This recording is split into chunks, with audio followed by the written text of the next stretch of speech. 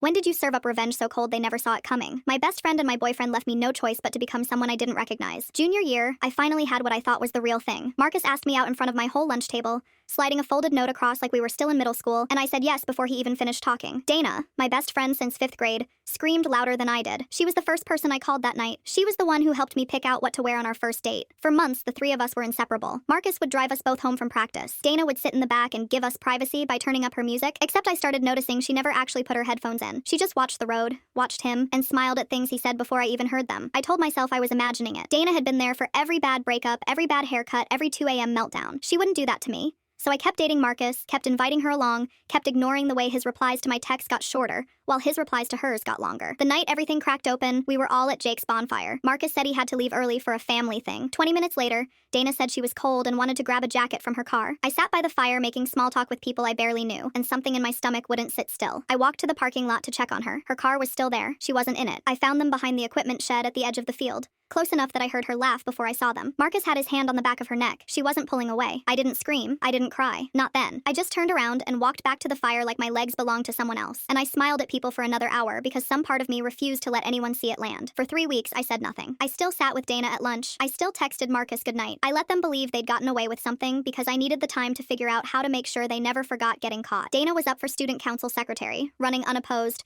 riding on being the nicest girl in school. Marcus had just been named team captain, the kind of title that came with a banquet and a microphone and his parents in the front row. I started saving everything. Screenshots of her texting him at midnight while I was asleep at her sleepovers. A voicemail she'd butt-dialed me during, where I could hear both their voices through her car speaker, unmistakable, unbothered, laughing about how clueless I was. I didn't fabricate a single thing. I didn't need to. They'd left a trail a mile wide because they never thought I'd go looking.